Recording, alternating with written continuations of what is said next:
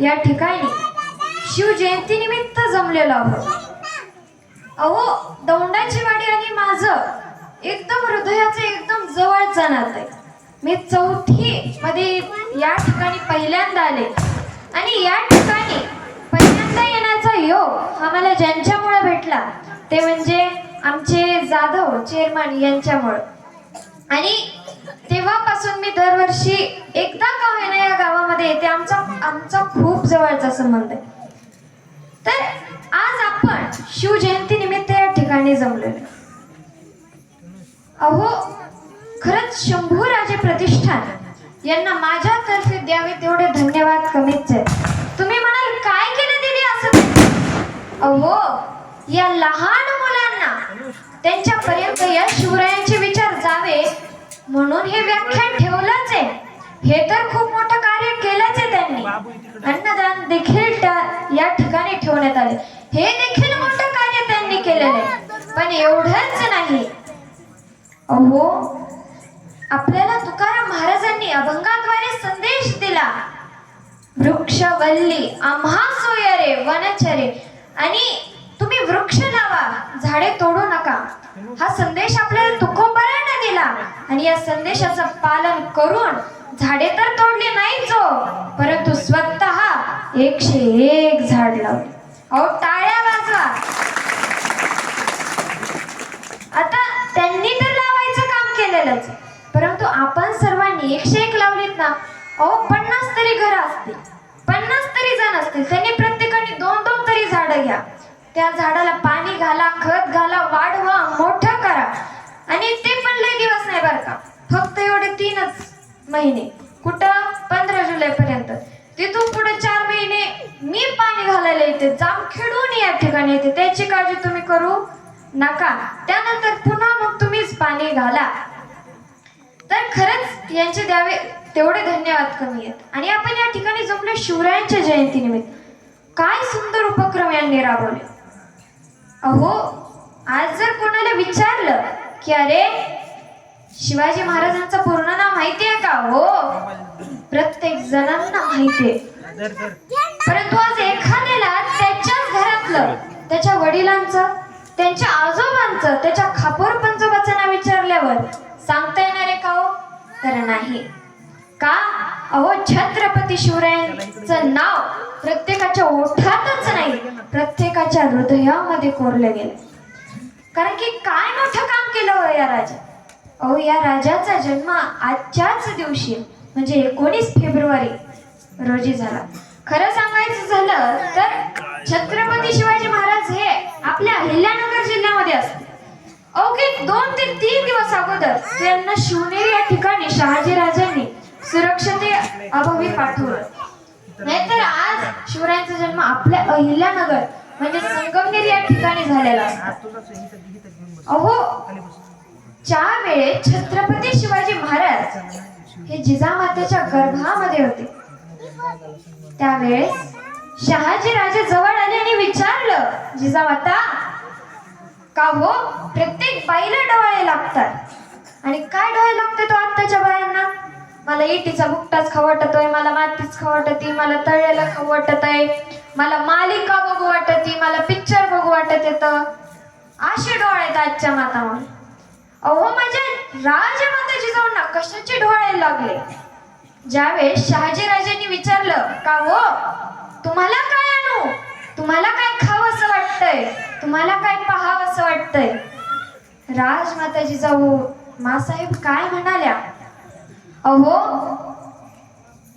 तुम्ही मला फक्त तुमचा जिरेटोप आणि युद्धाला जातानाचा जो पोशाख आहे ना तो द्या. घोडा घेतला, हातामध्ये तलवार घेतली, भाला पाठीवरती, घोड्यावरती स्वार झाल्या. वाऱ्याच्या गतीप्रमाणे सह्याद्रीच्या दऱ्या खोऱ्यामध्ये जिजाऊ माता जाऊ लागल्या आणि म्हणाल्या, अहो राजा, शांतता राखा. अहो राजे, तर तुम्ही आम्हाला तुम्ही जो जिरेटोप दिला ना तो द्या, पुन्हा द्या. का?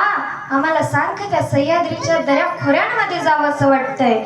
अहो, या स्त्रियांकडे वाईट नजरेने बघणाऱ्याला असं तलवारीनं उभं कापावं असं वाटतंय. असे डोळे लागले हो राजमाता जिजाऊंना. आणि त्यानंतर त्या दररोज शिवाई देवीच्या मातेच्या मंदिरात जात, पूजा करत आणि त्या मातेला एकच प्रार्थना करत की हे माते, मला असा पुत्र दे की जो तिन्ही जगामध्ये त्याचा झेंडा लावेल. और तो कधीही त्याचा दरारा संपणार नाही, कधीही त्याची कीर्ती संपणार नाही, असा पुत्र तुम्हाला दे. अरे त्याने पुत्राने माझ्या प्रत्येक स्त्रीचा, प्रत्येक मातेचा सन्मान केला पाहिजे, असा पुत्र मला दे. दररोज प्रार्थना शिवाई देवीला. अखेरीस 19 फेब्रुवारी 1630 रोजी माझी जिजाऊ साहेबांना अगदी तसाच पुत्र जन्माला आला. अवघ्या सूर्याच्या तेजाला लाजवे एवढं प्रखर तेज त्या बाळाचं. ने नाव काय ठेवण्यात यावं? शिवाजी. का? शिवाई देवीची मातेची पूजा केल्यामुळे भेटले आणि शिवनेरी किल्ल्यावरती जन्म झालाय.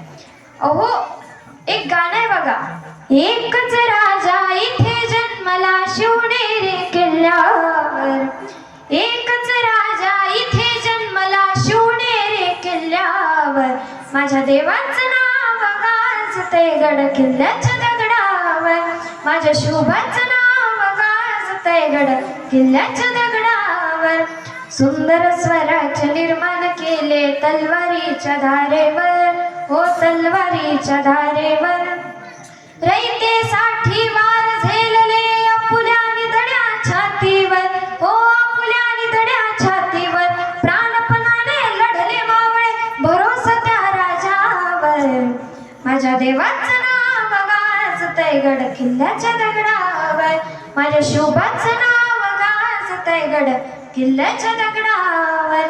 असे छत्रपती शिवाजी महाराज त्या ठिकाणी जन्माला आले.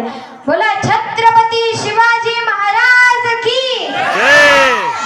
जिजाऊ जय शिवराय. माझ्यापर्यंतच आवाज आहे ना, कधी जाणार आपल्या शिवरायांपर्यंत आवाज?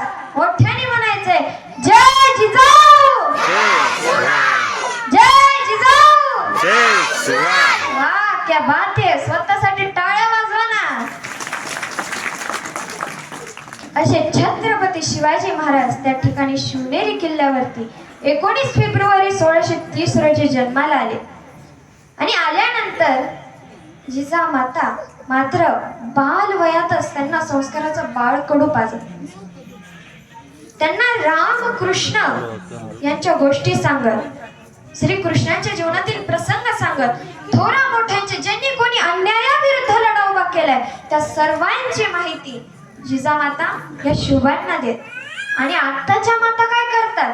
अहो प्रत्येक मातेला वाटतं माझ्या पोटी शुभा जन्माला यावा. पण जर तसं घडायचं असेल ना, अगं तू तर जिजाऊ बन पहिल्यांदी. जर आपल्याला वाटत असेल ना आपल्या पोटी शोभा जन्माला यावे, तर आपल्याला जिजाऊ बनावं लागेल. अहो त्यावेळेस जिजामाता मात्र रामकृष्णाच्या गोष्टी सांगत शिवरायांना. आणि आत्ताची माऊली स्वतः तर मालिकामध्ये व्यस्तच आहे. आणि मालिका बघत असताना जर मुलगा रडायला लागला, काय म्हणे ती? ऐका. रडू नको बाळा, अरे मी मालिका पाहते, रडू नको बाळा, अरे मी मालिका पाहते, मालिका पाहते, मालिका बघून येते, मालिका पाहते, मालिका बघून येते, मोबाईल तुला खेळाया देते, मोबाईल तुला खेळाया देते, खेळाया देते, मालिका बघून येते, खेळाया देते, मालिका बघून येते. अशी जर आत्ताची माता माऊली म्हणत असल, कसे होणार आहे तो आत्ता शिवबा? तर त्यावेळेस माझी जाऊ मात्र त्यांना मोठ्यांच्या गोष्टी सांगत, कशा प्रकारे तलवार चालवावी, कशा प्रकारे मातेचा आदर करावा, स्त्रियांचा आदर करावा, याचे धडे देखील बालवयातच शिवरायांना माता जिजाऊंनी दिले. पुढे जाऊन चंद्रकलेप्रमाणे छत्रपती शिवाजी महाराज वाढत जात होते आणि अखेर 16 वर्षाचे झाल्यानंतर त्यांनी काही मावळ्यांना सोबत घेतलं. गेले रायरेश्वराच्या मंदिरात, मागचा पुढचा विचार केला नाही, आपली करंगळी घेतली, खंजीर काढलं आणि रक्ताचा अभिषेक केला. काय करंगळी कापून स्वतःचा रक्ताचा अभिषेक केला आणि शपथ घेतली की मी स्वतःच स्वराज्य निर्माण करणार आणि केलं देखील. पुढे जाऊन त्यांनी अनेक लढाया केल्या, अनेक किल्ले जिंकले, मोठे झाले आणि मग त्यावेळेस औरंगजेबाला मात्र वाटत की अरे नको व्हायचं होतं ते तर झालं.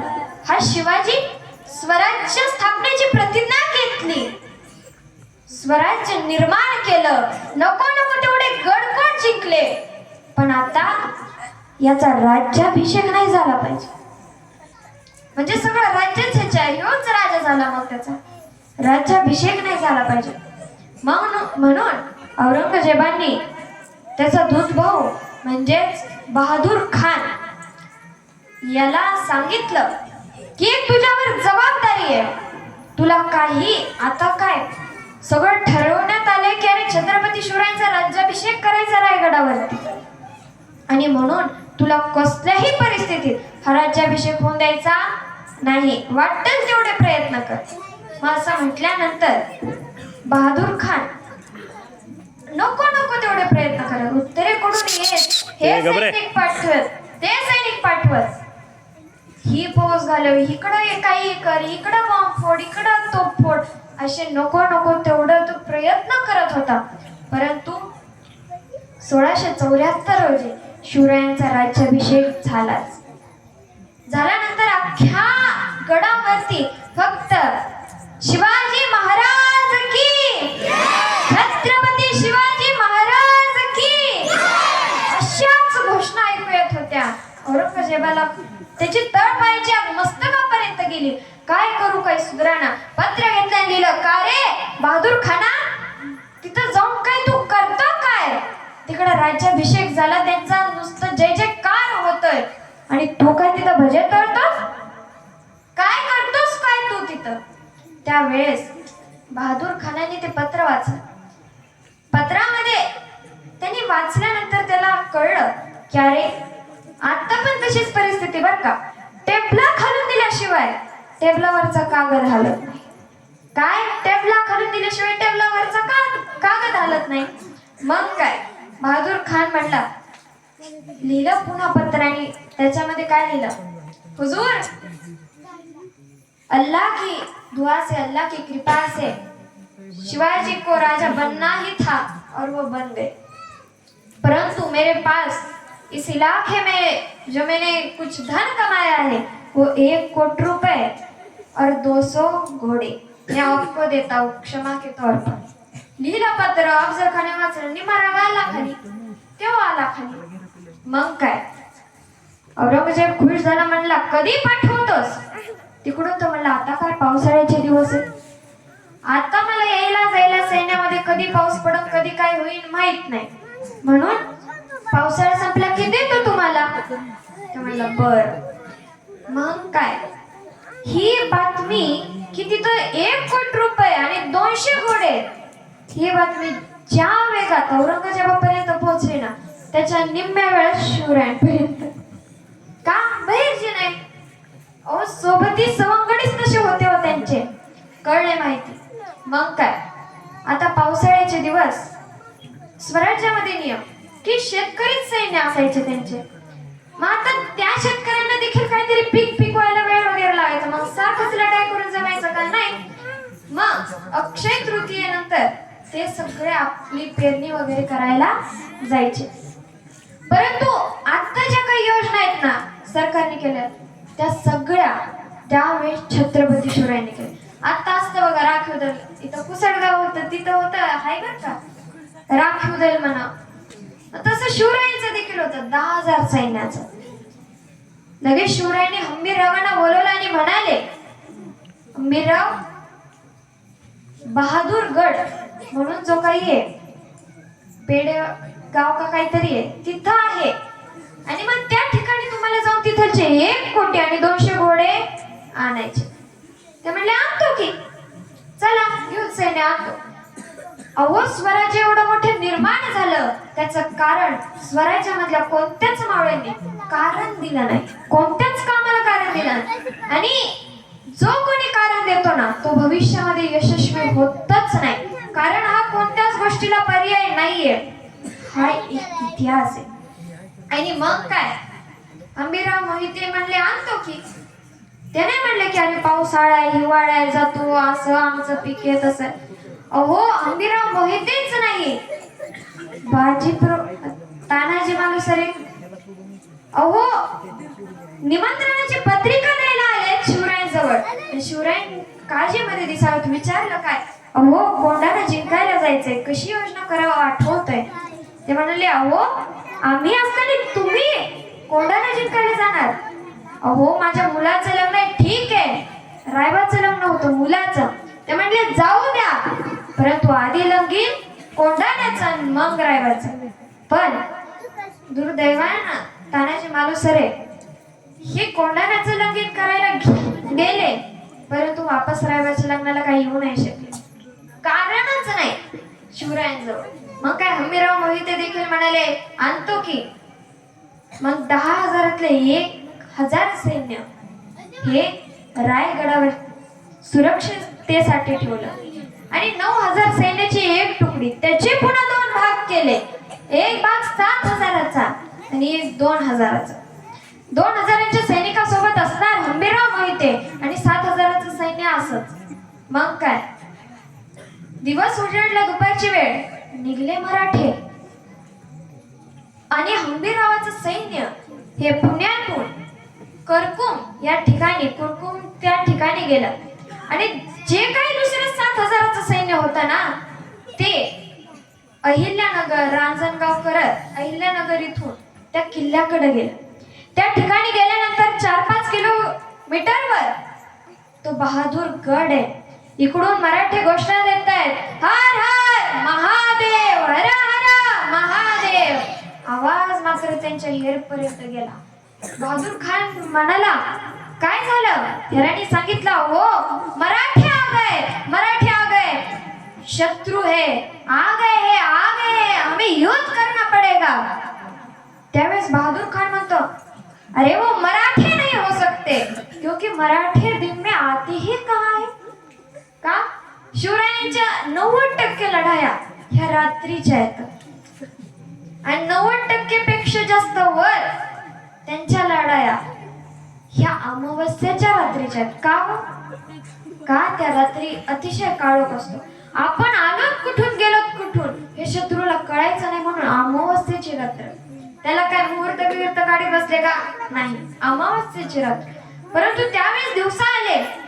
बहादूर खान गडबडला, आगाय मराठे. त्या ठिकाणी तो 35,000 सैन्य बरोबर होता. त्याला वाटलं दिवसा आले त्याचा अर्थ 50,000 तरी सैन्य असेल.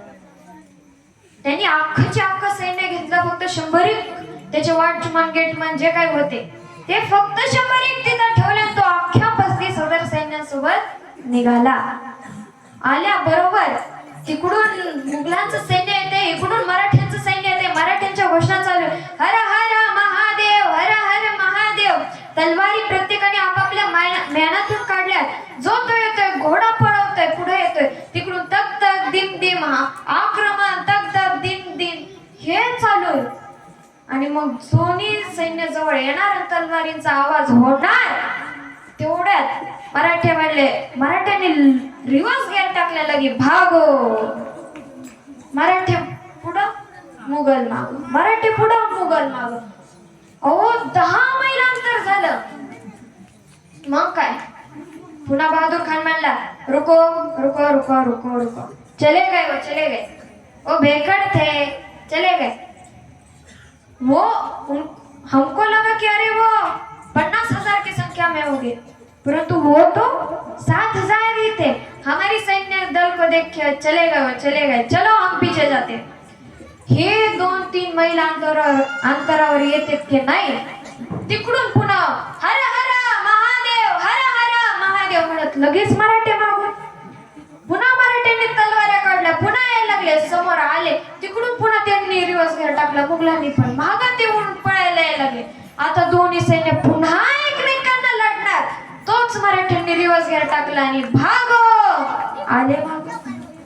पुढं मग 15 मैल अंतर झालं. मराठी पुढं, मुघल मागं, मराठी पुढं, मुघल मागं. त्या बहादूर खानाला काय सुधारणा चालत चाललंय काय ही? येते तर आक्रमण म्हणते तर वापस जाते तर. मग त्यावेळेस बहादूर खान गडबडला, चिडला आणि पुन्हा मराठीचं सैन्य पुन्हा आलं बरं का. आलं की मग बहादूर खानने ठरवलं आता जिथपर्यंत जायचं तिथपर्यंत जायचं, पण ह्यांना एकदाच हरवूनच पाठवायचं. काय लपाछपीचा खेळ आहे का? येते तर जाते तर, येते तर जाते तर. पुन्हा आले मराठी. आल्याबरोबर बहादूर खानाचं मुघलांचं सैन्य त्यांच्या मागे. हे अहिल्यानगर मध्ये आले तरी मुघल मागं, रंजन गावात आले तरी मुघल मागं. परंतु हे जात असताना कुठं 10 मावळे रांजण घाटामध्ये, कुठं अहिल्यानगरच्या घाटामध्ये, कुठं सासवडच्या घाटामध्ये, असं लपत लपत ते जात होते. शेवटी पुण्यामध्ये मुघल येऊन पोहोचलं. त्यांना एक पण मराठा दिसणार का? अहो सह्याद्रीचं एक वैशिष्ट्य आहे, त्या ठिकाणी हे 4 जणच जाऊ शकतात. ए शांत बसावर. त्या ठिकाणी 4च जण जाऊ शकतात. कोण? 1 वारा, 2 पाणी, 3रं वाहक आणि 4थं मराठा. दुसऱ्याचं काम नाही तिथं. मग काय यांना काय सुधारणा? एक पण मराठ्याचं सैन्य सापडाना.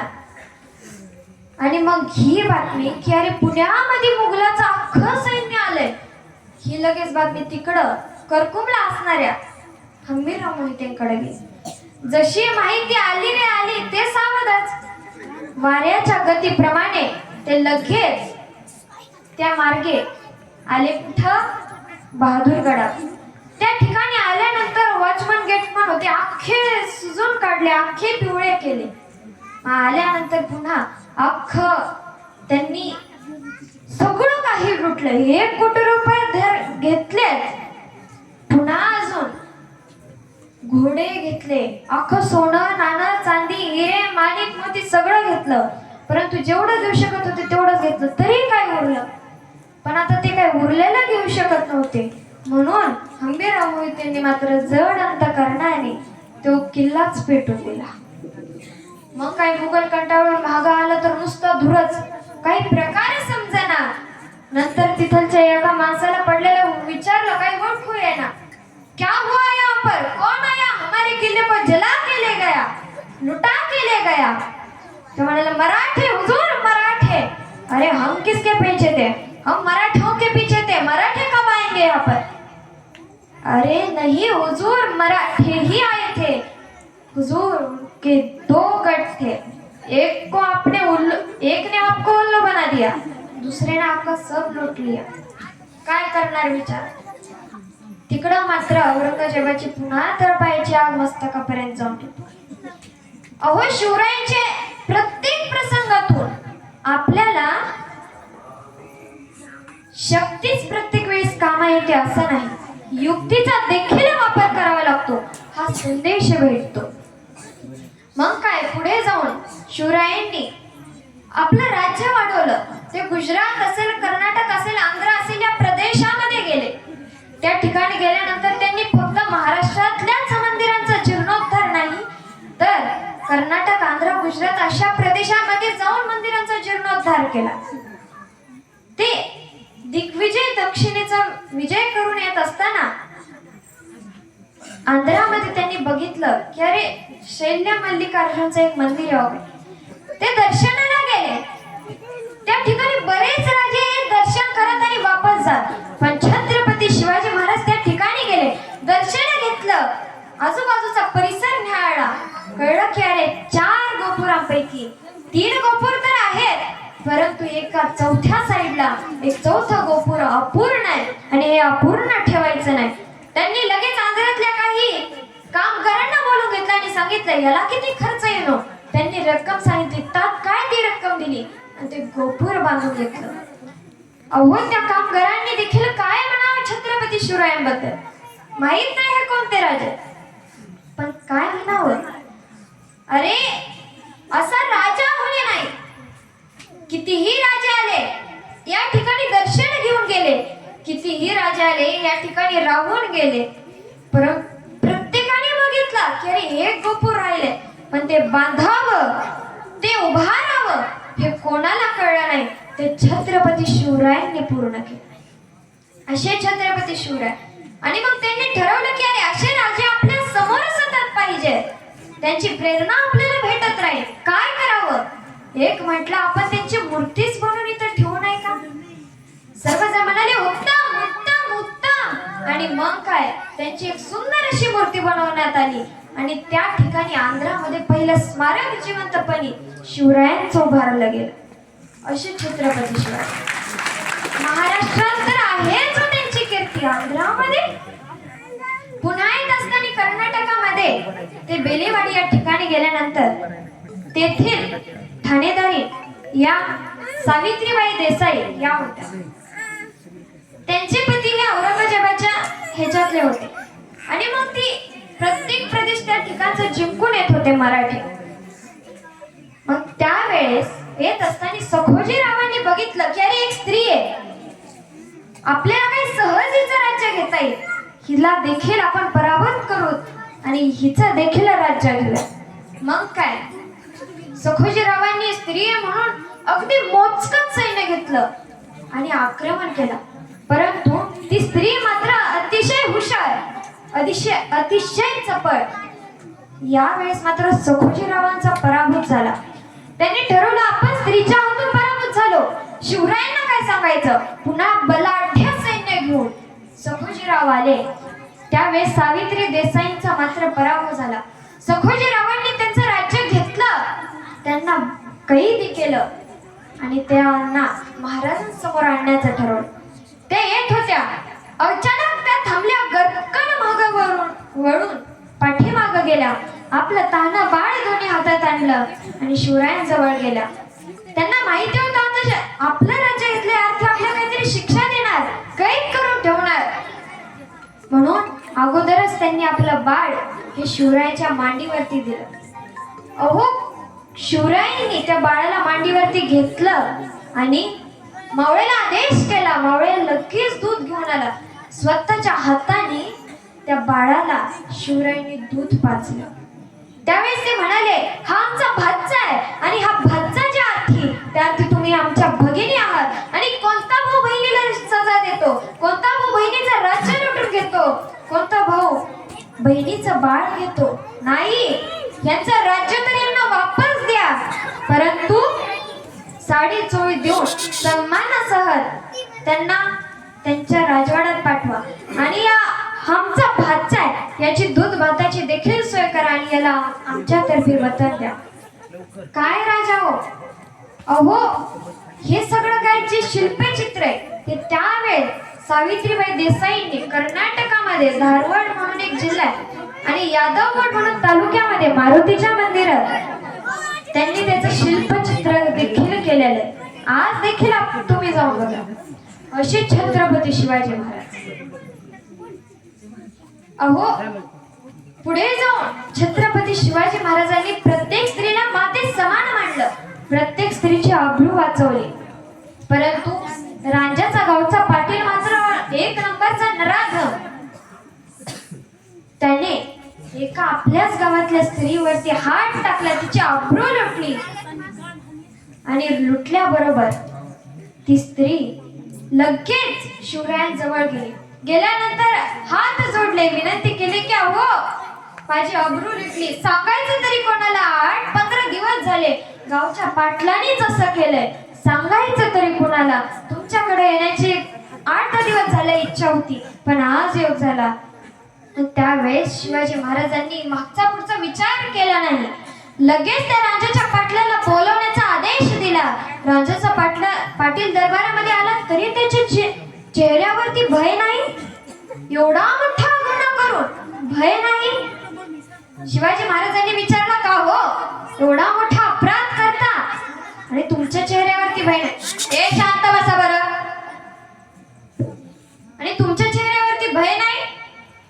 म्हणाले, हो. अहो तुम्ही विसरलात हो शिवाजी महाराज, आम्ही तुमचे पाहुणे आहेत, आम्ही पाटील आहे हो, मी का घाबरू. त्याला वाटलं दोन शब्द बोलतील देते सोड, पण शिवराय म्हणले की या ठिकाणी तू कोणत्या गावचा पाटील नाही, कोणाचा नातलग नाही, तू आहेस तो नराधम, तू आहेस तो गुन्हेगार. आणि असं म्हणून चौरंग करण्याचा आदेश दिला. दोन्ही हात आणि दोन्ही पाय त्या ठिकाणी त्याचे तोडले आणि कुठं ठेवावं, मंदिरासमोर. जिजामाताने विचारलं, असल्या नराधमाला तुम्ही जिवंतच का हो ठेवलं शुभा, अहो टाकायचं ना कापून. शिवाजी महाराज म्हणले, माते तुमचं बरोबर आहे, परंतु जे कोणी त्या सभेमध्ये होतं त्यांना तर माहिती आहे की स्त्रीची आबरू लुटणाऱ्यांची कशी हाल होते, पण जे नाही त्यांना तर कळलं पाहिजे. देवदर्शनाला नको नको तेवढे भावी भक्त येतात, मग त्यांना देखील कळलं पाहिजे या स्वराज्यामध्ये स्त्रीची आबरू लुटणाऱ्यांची कशी हाल होते. असे छत्रपती शिवाजी महाराज. बोला छत्रपती शिवाजी महाराज की, छत्रपती शिवाजी महाराज की. आणि प्रत्येकाने जे जे करतानाच तोंड उघडायचे. असे छत्रपती शिवाजी महाराज. एवढ्यावरच नाही, पुढे जाऊन त्यांनी कल्याण हा प्रदेश देखील जिंकला त्यांच्या काही मराठा मावळ्यांनी.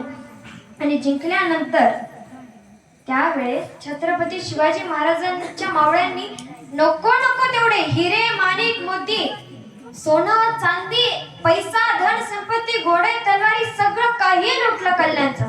कल्याणच्या सुभेदाराला देखील अटक केली. एवढंच नाही, कल्याणच्या सुभेदाराच्या मुलाला अटक केली आणि त्याच्या सुनेला देखील अटक केली. मग काय हिरे, माणिक, मोती सर्व काही आणण्यात आलं. कल्याणचा सुभेदार समोर आणण्यात आला. शिवाजी महाराजांना मात्र खूप आनंद झाला. का?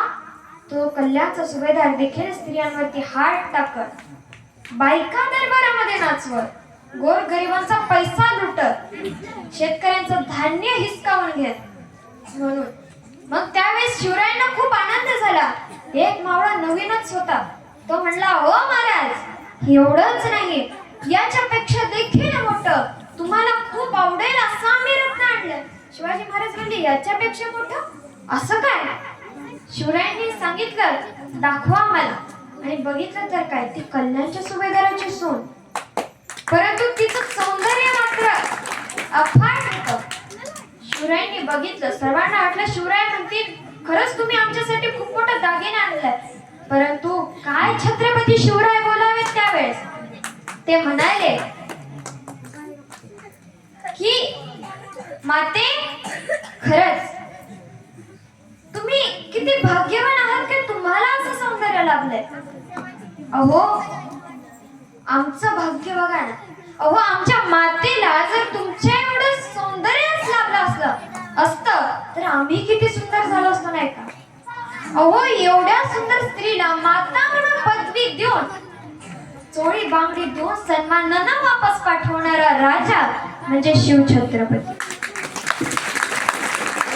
आणि असे छत्रपती शिवाजी महाराज. अहो त्यांच्यातून घ्यावे तेवढे प्रेरणेचे विचार करूया. अहो आज आपल्यामध्ये, आपल्या नातेवाईकामध्येच विश्वास राहिला का? नाही. वडिलांचा मुलीवरती विश्वास नाही, मुलीचा आईवरती विश्वास नाही, भावाचा बहिणीवरती नाही, बहिणीचा भावावरती नाही. एवढंच नाही, अहो ज्या नवरा बायकोंनी 7 जन्म एकत्र राहण्याची शपथ घेतली त्यांचा देखील एकमेकांवर विश्वास नाही. परंतु अहो या स्वराज्यामध्ये असे एक राजे होऊन गेले की त्यांच्यावरती घरातल्यांचा विश्वास होता, त्यांच्या सवंगड्यांचा विश्वास होता, त्यांच्या राज्यातल्यांचा विश्वास होता. एवढाच नाही, त्यांच्या शत्रूचा देखील त्यांच्यावरती तेवढा विश्वास होता.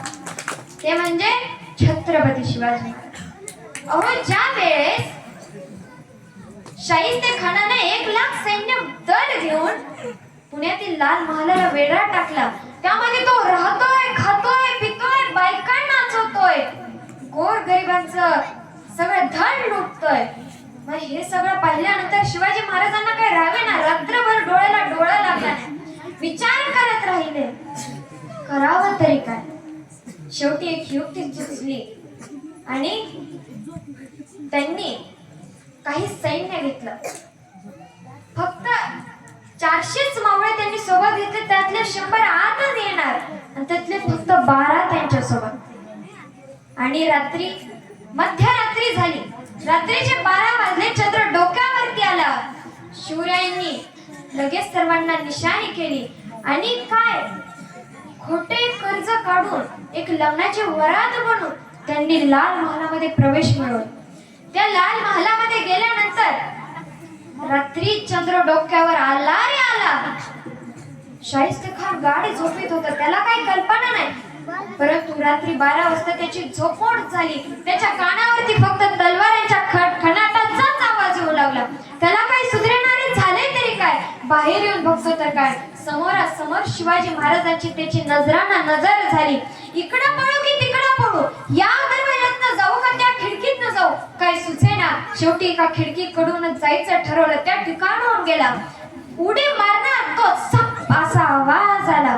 शिवरायांना वाटलं अरे गर्दन बिर्दन उडाली काय, बघतात तर काय त्याचे बोट हे धडा वेगळे झाले होते. या अवस्थेमध्ये त्या शाहिस्तेखानाजवळ त्याची बहीण येते आणि ओरडती, मेरी बेटी नहीं मिल रही है, भैया मेरी बेटी को बचाओ, दुश्मन आ गए हैं, कुछ हो गया तो भैया मेरी बेटी को बचाओ. अहो हातातनं रक्त येते, रक्ताची चिरकांडी उडालेली आहे. नको नको तेवढ्या वेदना होत आहेत आणि वार केला तो छत्रपती शिवराय. तरी काय म्हणतोय शाहिस्तेखान?